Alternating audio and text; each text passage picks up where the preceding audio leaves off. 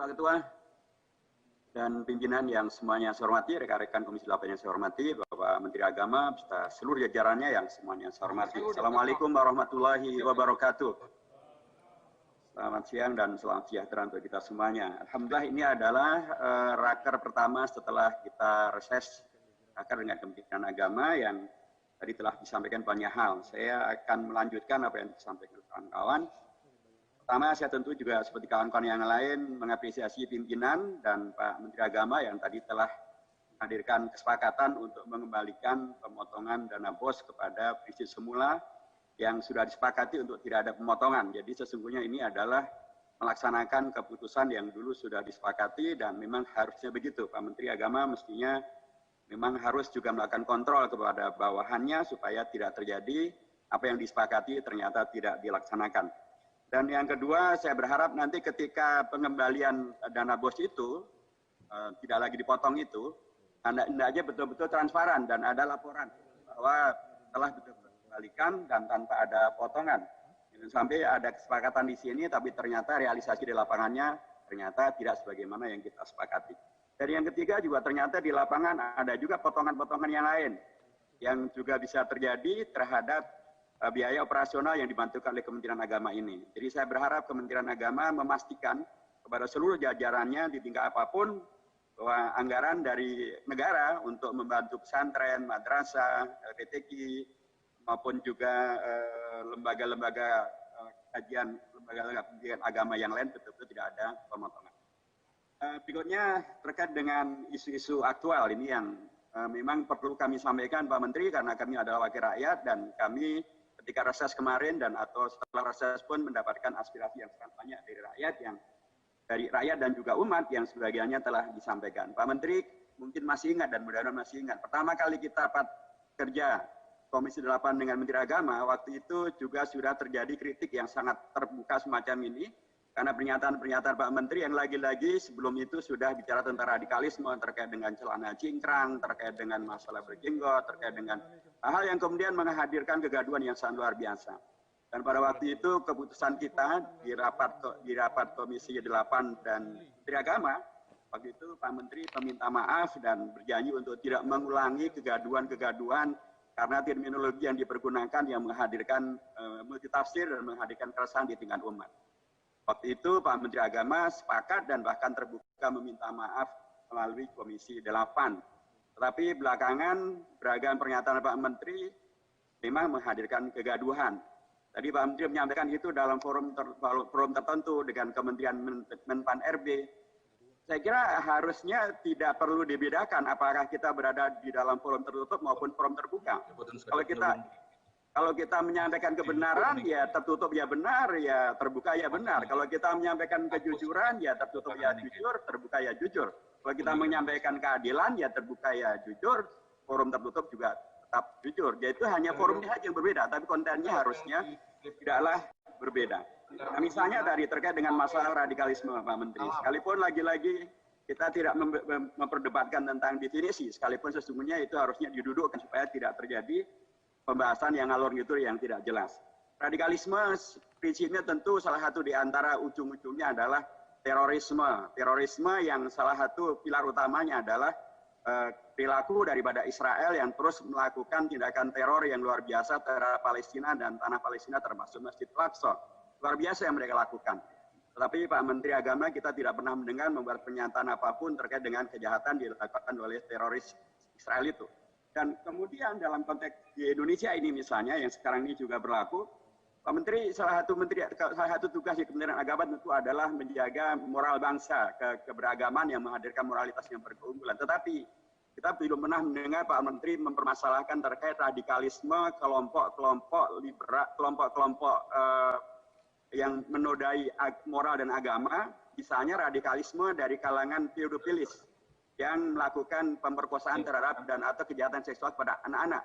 Kemarin ada seorang pedofilis dari Prancis, korbannya 350 anak-anak Indonesia di Jakarta dan sekitarnya. Kita tidak pernah mendengar Pak Menteri mempermasalahkan radikalis dari kalangan pedofilia. Dan ini menyebar kemana-mana. Kemarin ditangkap kelompok LGBT, kelompok gay yang melakukan pesta seks, dan itu ternyata sudah 6 kali mereka lakukan. kita tidak pernah mendengar Pak Menteri menyampaikan kritik keras terhadap radikalisme yang menghancurkan moral dan menghancurkan etika beragama ini. Dan apalagi juga radikalisme terkait dengan masalah komunisme. Kita tahu bahwa komunisme dari PKI sudah terlarang. Tapi itu juga tidak pernah kita dengar Pak Menteri mempermasalahkan tentang komunisme, tentang PKI, radikalismenya komunisme. Dan tidak pernah itu kemudian dijadikan sebagai rujukan ketika misalnya Pak Menteri bicara tentang dan atau pintu-pintu penyebaran radikalisme melalui LGBT, melalui pedofilia, melalui penyebaran ideologi komunisme, separatisme. Kita tidak pernah mendengar itu. Yang kemudian muncul adalah tentang agama lagi, guru ngaji lagi, hafid lagi, iman sholat lagi, kemudian bahasa Arab lagi, kemudian ASN. Jadi ketika tadi Pak Ahmad menyampaikan yang narkoba pun tidak pernah disinggung. Padahal ideologi dan padahal Menpan RB bahkan pernah mengeluh bahwa ada tren baru di kalangan ASN yaitu poliandri. Itu kan ideologi yang menyimpang dari ajaran agama.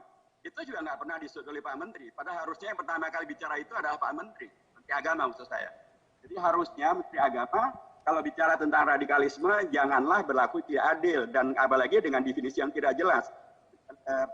Perilaku radikal yang tadi kawan dari PDIP menyebut yang mungkin dilakukan oleh agama manapun juga, agama yang lain selain daripada Islam, tapi juga radikalisme ini bisa berlaku dan sudah terjadi dengan mereka yang melakukan pedofilia, yang mereka yang melakukan LGBT, yang mereka yang mengembangkan teror gaya-gaya Israel, komunis, dan kemudian pun juga yang melakukan tindakan-tindakan yang tadi poliandri itu semuanya berangkat daripada ideologi radikal. Jadi harusnya kalau Pak Menteri akan menghadirkan agama yang rahmatan lil alamin dan Pak Menteri mengatakan bahwa Bapak bukan hanya Menteri Agama Islam tapi Menteri Agama-agama, harusnya jangan umat Islam yang kemudian dipersepsikan sebagai dipojokkan, dipersekusi dan atau kemudian dituduh. Harusnya Pak Menteri betul-betul berlaku adil untuk kemudian menyampaikan secara terbuka permasalahan yang terkait dengan masalah radikalisme. Dan saya menegaskan bahwa Islam bukan radikal, umat Islam yang harusnya saya pernah sampaikan dalam rapor pertama kali di sini dengan Menteri Agama bahwa Kementerian Agama itu dulu dibuat oleh pemerintah karena pemerintah berterima kasih dengan umat Islam karena umat Islam mau berkorban merubah ketuhanan ketuhanan dengan kewajiban melaksanakan syariat Islam menjadi ketuhanan yang Maha Esa. Jadi begitulah Pak Menteri dan Pak Menteri pasti tahu ini. Jadi karenanya sekali lagi tentang radikalisme ini sebenarnya Pak Menteri betul-betul mengkoreksi diri dan karenanya terkait dengan dan tidak mengulangi dan tidak lagi mengulangi kegaduhan dengan cara yang tidak adil semacam itu karena itu menyakitkan umat dan umat tidak suka dengan hal-hal yang tidak adil yang menyakiti dan melupakan sejarah perjuangan mereka.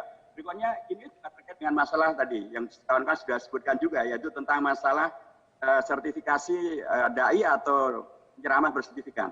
Pak Menteri ini masalahnya juga terkait dengan ini selalu Bapak sampaikan tetapi sesungguhnya kalau kita di Komisi 8 dan kita menanyakan dalam program nomor berapakah adanya program sertifikasi dai ataupun sertifikat bagi dai. Itu di program nomor berapa dan anggarannya berapa? Tidak ada dalam dalam anggaran yang diajukan tahun 2019 maupun 2020 dalam program prioritas tahun 2020 tidak ada program yang namanya pemberian sertifikat bagi penceramah atau penceramah bersertifikat, tidak ada. Dan apalagi dan kalau itu tidak ada kemudian kenapa diada-adakan? Anggarannya pun juga tidak disebutkan di sana. Terus itu anggaran dari mana? Dibiayai oleh siapa? Untuk kepentingan siapa? Sementara sekali lagi banyak hal yang terjadi dari isu ini adalah tadi kawan-kawan menyebutnya ada pembelahan. Bahkan ada kemudian kekhawatiran di kalangan para penceramah dan sangat mungkin di kalangan mereka pun juga terjadi saling mencurigai, saling mempermasalahkan. Padahal tadi Pak Menteri sendiri menyampaikan bahwa tidak harus ada sertifikat untuk para penceramah dan tidak boleh mereka kemudian dilakukan tindakan persekusi. Pak Dirjen juga menyampaikan bahwa tidak ada konsekuensinya apapun. Kalau tidak ada konsekuensinya apapun dan tidak harus, kenapa harus dibuat program Pak Menteri? Dan apalagi programnya tidak ada di dalam agenda yang disepakati dengan Komisi 8, tidak ada juga anggarannya yang ada yang disepakati Komisi 8, dan apalagi melibatkan pihak-pihak yang oleh umat bisa menghadirkan kecurigaan. Kenapa melibatkan BNPT? Kenapa melibatkan BPIP? Seolah-olah para para penceramah ini sudah kemudian dituduh sebagai terkait dengan radikalisme, terkait dengan terorisme. Yang terakhir Pak Menteri, saya apresiasi bahwa Pak Menteri juga menyampaikan bahwa terkait dengan rancangan undang-undang tentang Omnibus Law. Jadi saya ingin menegaskan karenanya program sertifikasi tadi dihentikan saja dan tidak perlu dilanjutkan karena tidak diperlukan, toh juga tidak ada sanksinya dan bukan program yang disepakati. Terakhir terkait dengan RUU Omnibus Law tadi, Pak Menteri, saya sepakat dengan Pak Menteri yang menyampaikan bahwa undang-undang tentang pondok pesantren, undang-undang nomor 18 tahun 2019 itu adalah lex spesialis. Karenanya terkait dengan masalah RUU Omnibus Law itu mestinya tidak bisa dipakai untuk menghukum pesantren dan atau lembaga pesantren.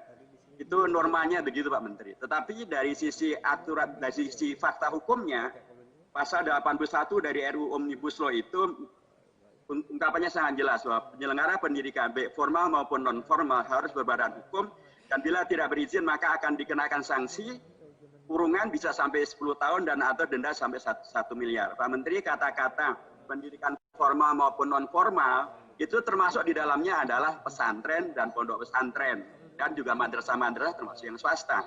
Karenanya bila tidak ada koreksi terhadap pasal ini di tingkat lapangan bisa saja terjadi kemudian pemanaan yang kemudian memasukkan pondok pesantren sebagai bagian daripada lembaga pendidikan yang formal maupun non formal. Karenanya Pak Menteri, untuk melanjutkan pernyataan Bapak itu harusnya Bapak juga menyampaikan koreksi ataupun menyampaikan pada Kementerian Pendidikan dan atau kepada pihak terkait di DPR agar ditegaskan di sana bahwa yang dimaksud dengan pendidikan formal dan non formal dalam RUU Omnibus Law itu adalah bukan pendidikan yang diatur oleh undang-undang tentang pesantren. Jadi pesantren mempunyai undang-undang sendiri dan RUU Omnibus Law tidak mengatur tentang pesantren. Menurut saya itu perlu Pak Menteri juga sampaikan secara definitif, secara teksnya begitu, supaya tidak terjadi salah paham dan salah tafsir di tingkat lapangan. Tapi kalau itu dibiarkan, maka pernyataan tentang pendidikan yang formal